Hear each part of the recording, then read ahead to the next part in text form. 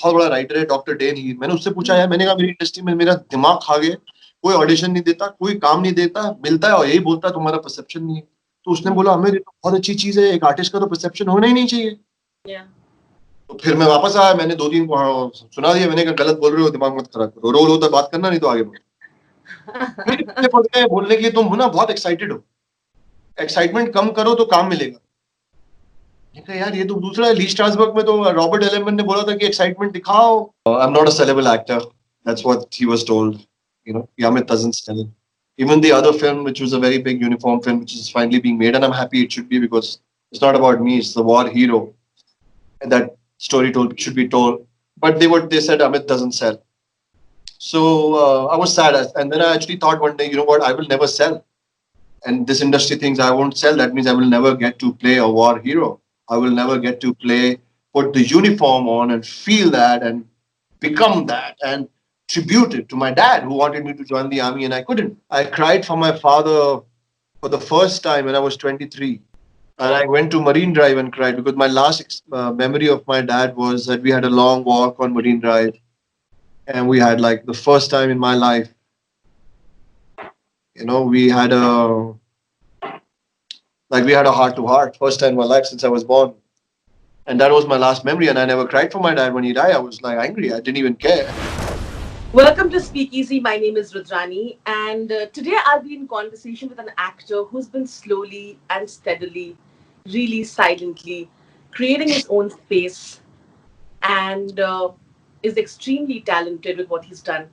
I'm sure you're aware of who I'm talking about. I'm talking about the person who's all over the OTT platforms right now. I'm talking about the very, very talented Amit Saadh.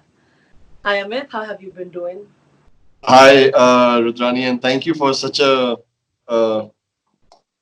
such an amazing introduction. I'm very grateful. But I like what you said: slow and steady and silent. So I went through your Instagram and I saw your posts mostly also have the quotes that I think you truly believe. And I remember one among the many that you posted saying that big dreams start with smaller opportunities. You've been extremely prudent about your choices. Of course, that comes from the fact that you will have to choose from what they're also sort of giving, right? Um, so I want to talk about that a little. Could you explain as to how this little line means so much of your journey? I think I'm blessed that I understand this. And like you said about noise, I have a concept. Like, I don't want art should not make noise. Art should instigate. You know, it should stir you. It should instill some hope or happiness in you. So that's the reason I never make noise, and that's the reason I don't want my work to make noise. There's already so much noise in the world. You know, I so that's what I think, and I think I'm also very blessed and fortunate that I've got the right parts at the right time. Rudrani, everybody is talented. Everybody is working hard. You have to be very, very fortunate to get opportunities. And there's somebody who many years back, I know someone said an amazing thing. Well, I mean, don't get me wrong, I'm ambitious too, like everyone, and everyone should be ambitious. Everyone should have big dreams. Somebody told me a line I want to share to you with you. Somebody asked me many, many years back, what's your dream? I told my big dream, which is still very far away from. And that person, that gentleman, I still know him. He's an elderly gentleman. And he said, now forget about this dream. Really? Yeah. And now start living life from tomorrow. And then I made this philosophy of my own. I didn't forget it. I put this dream in the subconscious. And I said, my dream now is going to be, I'm going to make everyday dream. And that's what, when I started getting pook, people laughed at me that, wow, like, this is why you waited for like 5 years to do pook.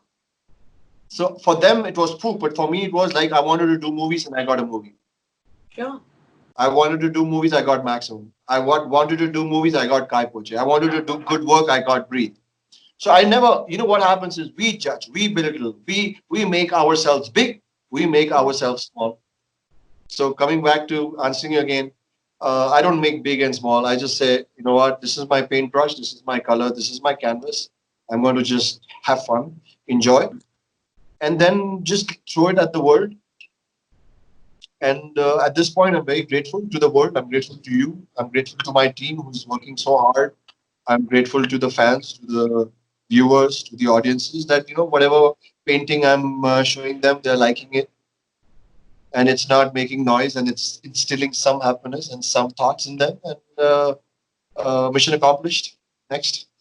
No, I think there were a lot of other things. Then I came across this post where you spoke very clearly about how don't make don't wait for a godfather. This is not, I'm not quoting you verbatim. I don't know if you remember this post.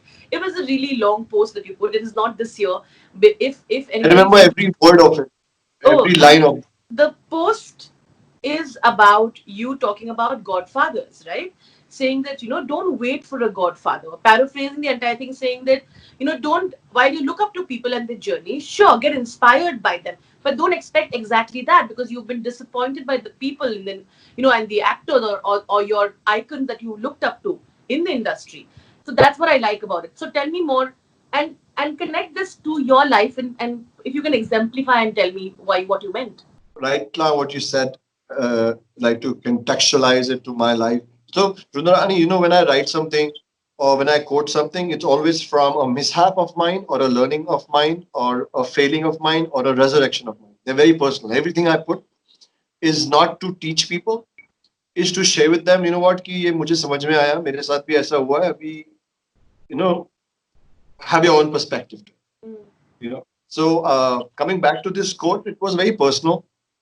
Because I live in an industry, I work in an industry which thrives and depends on Godfather. And I have two answers for it. I always like, I like the duality of life. So I'll flip it later for a fun part later. But so that's what I mean. And then I think I did the same mistake that I started hoping that this person will do this for me. Wo ye karega, wo ye karega.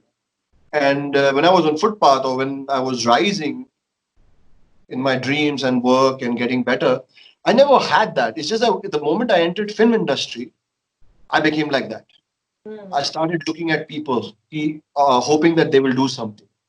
And then one day I realized that, that is stopping me from blossoming. That is stopping me from my journey, my learning, my depending on myself. And then I realized, and then there were different phases. I'm just kind of mixing it up for you. But then I also realized that nobody owns you anything. You own yourself. So, once I understood this, and then one day I was sitting and someone asked me in an interview or something about Godfather, the joke part and the second part of the coin. I've got a Godfather, I've got a God, and I've got a Father. They both are in heaven, and they have the capability to guide me and push me in the direction I need to go. So that's the flip of this. Um, and that's the reason I shared.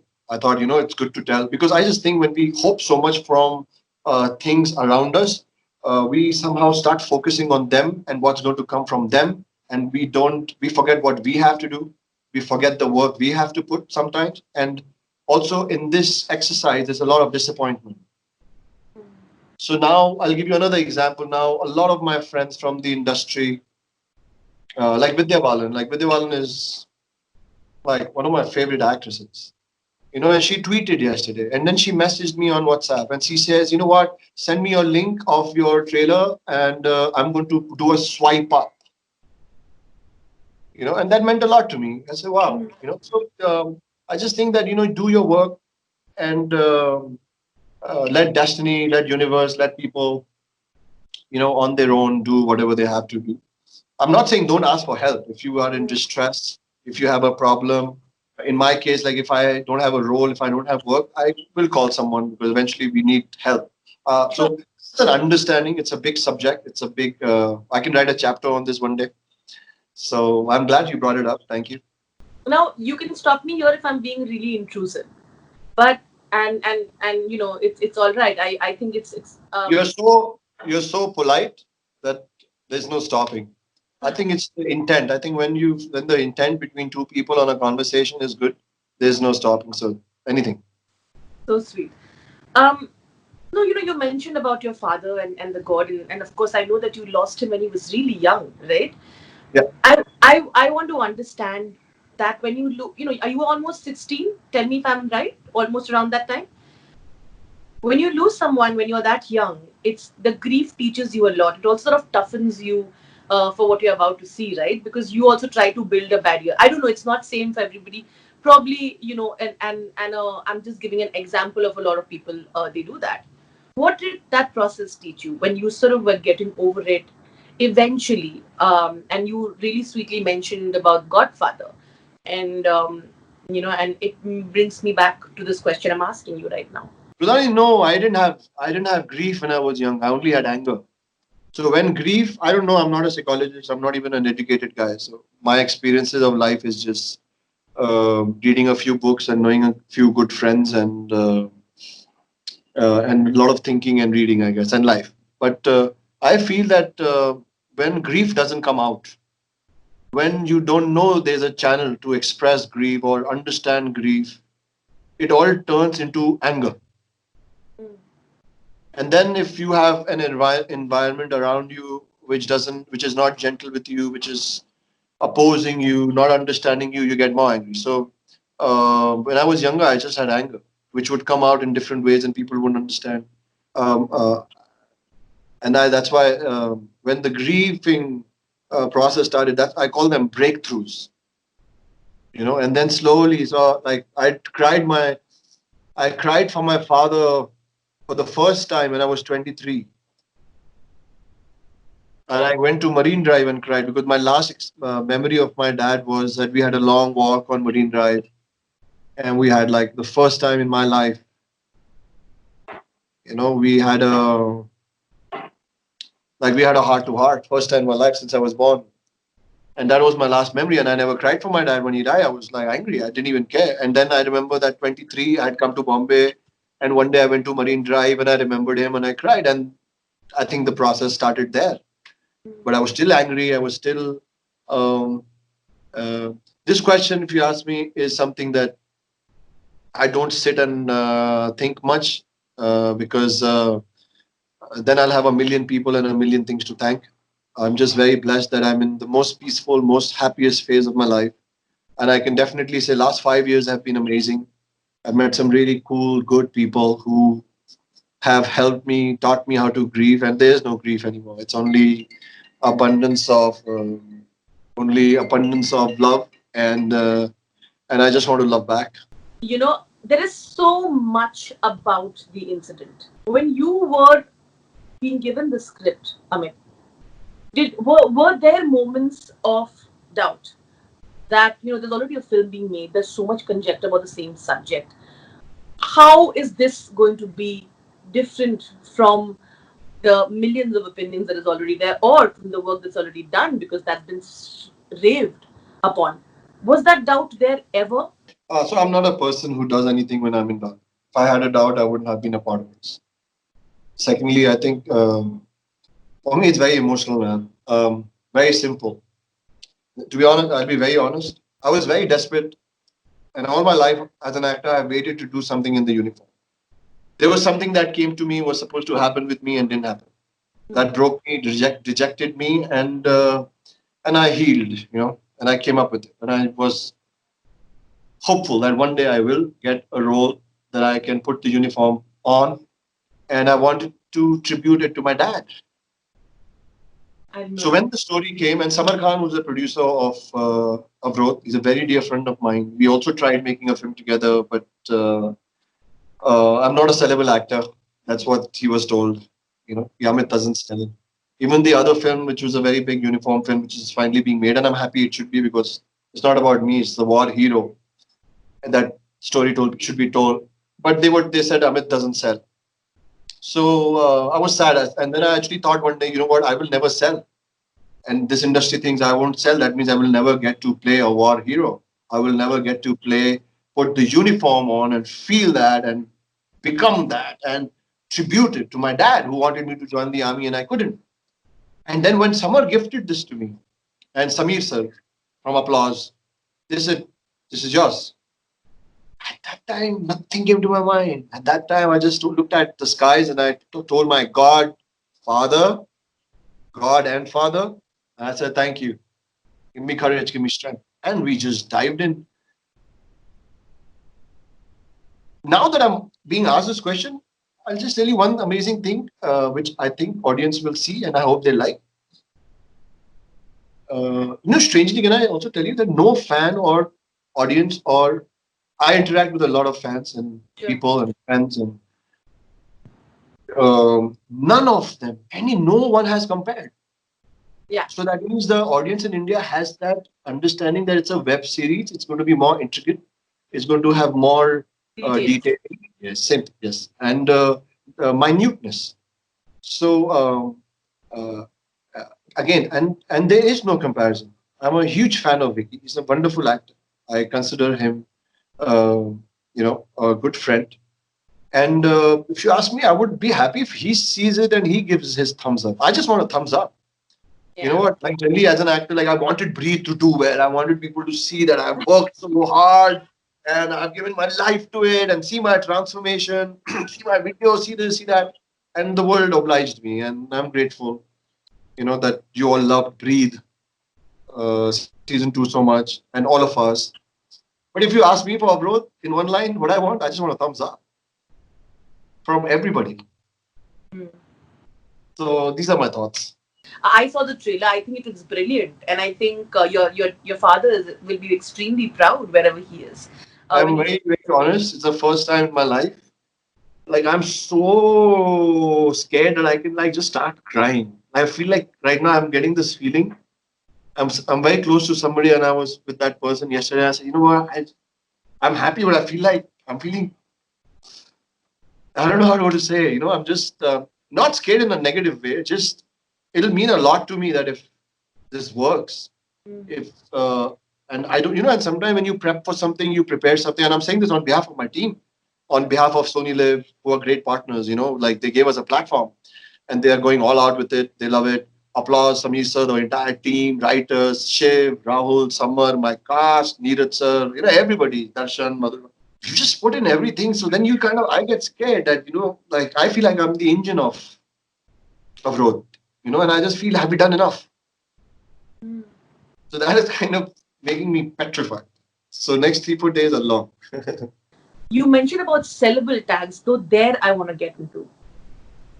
It's unfortunate that forever, like, the box office has only been considered that barometer where a film can be judged on, right? And today when it's releasing on OTT, that's been taken away, because now they will directly tell you what they feel about it. They used to do it earlier as well, but the noise around box office used to overpower the comments that you personally used to receive, right? The protection, the misguiding, the misleadingness. Yeah. So we talk about that, and we'll also talk about, like you said, the sellable actors, and people have said, you're not sellable. They don't want to sort of put in your money or give you that chance, that that break, that okay, why don't you do that? Because I think at some point or the other, the sellable actors were given that big break, right? I want to talk about that, and because there's so much conversations about camps and this and that, but from someone who's obviously, and we all know you've been a part of this, you've seen literally everything. Um, I want to understand your perspective. So I want to keep it like a little concise on this. Sure. Because it's a big, large topic. I'll talk about myself. We are all at some place in life, career-wise, position-wise, craft-wise, talent-wise, whatever you want to call. Your abbreviation. And that's the process. That's the life. I'm ready to hustle. I'm ready to work harder. I'm ready to get a 10-minute role and do it well. Then do a 40-minute role and do it well. Then do a 2-hour film and do it well. And then come back and do a super 30, 10-minute special appearance. Till the time I'm getting parts, till the time I'm getting characters, till the time I'm getting to fulfill my dream and become different people, different dialects, different walk, different body, different. And my audience, the people of this beautiful country, amazing people like you are ready to talk to me. They're ready to watch my 10-minute, 5-minute part. I'm okay. I don't care a damn about who's sellable or not. I might never be sellable. I have not come here to sell. I've come here to become different people. And till the time the audience, the fans, and people will allow me to do it, game on. बाकी मुझे ना समझ में आता है ना मुझे जानना है जिसको जो करना है करो. Fab. I've always wondered, is there a moment of panic when you're really handling weapons? Like, to Not do for it me. right? Not for me. I've been raised on 303 since I was like 12 years old. One of the best weapons, guns. It's just that they're not automatic. So, they were changed about 10, 15 years back. And then the AK-47s and all that came in. Guns is nothing. Gun is like, it's like a part of you. Where it comes, I don't know. I won't say this humbly. I've trained a lot. I've done a lot of NCC and combined annual training camps, pre-RD camps. I went to an army school. I've just lived in a very, very military environment. I still live a very military life. But I had a great team. My director, Rajacharya, hats off to him. He's been like a tough master, but a huge he has a huge contribution. Then we had a major from the army, Ali, who was always there to guide us, correct us. He's one of the actors. He's done a great job. So Ali also was a great asset to correct us. And then I want to, nobody's going to talk right now. Then there are a lot of new boys in the series who, a lot of them first time actors, and they have sweat the same blood and the same sweat like me. Mm. We were just like, I think I was possessed, and I think in 1 week of filming, I made everybody possessed. We were shooting in 3-degree heat. Yeah. We on elevated hills. We had to sprint with 30 kgs on us, come down. But it felt great. Mm. For me, it was like, wow, I can touch on a very, very minuscule, small level of what special forces are, what these commandos are, and what the armed forces, in what conditions you know, they they do what they do to keep us safe. Yeah. So it was a high. It was a high. It was a high. We would sleep like 3 hours a day. Be on the base at 4 in the morning with cold winds and like really changing on the road, and then climb up, trek up, wait for that first ray of sun, get a shot. Lunch break used to be somewhere on a hill because you can't come down, you'll waste time. So we've put everything we had in it. So now we're just numb, and we just hope people see all that I'm talking. I love this picture. Denim on denim, that's a different. And the quote that says, "Don't let anyone curb your enthusiasm. The moment, the minute of the day is yours. Salute, march forward, infect people with your warmth and happiness." This, I think, is very you, is why I Yeah, like it. so many people told me from Kaipoche, दिमाग खराब कर दिया यार ये बोल बोल के कि तुम्हारा परसेप्शन नहीं है.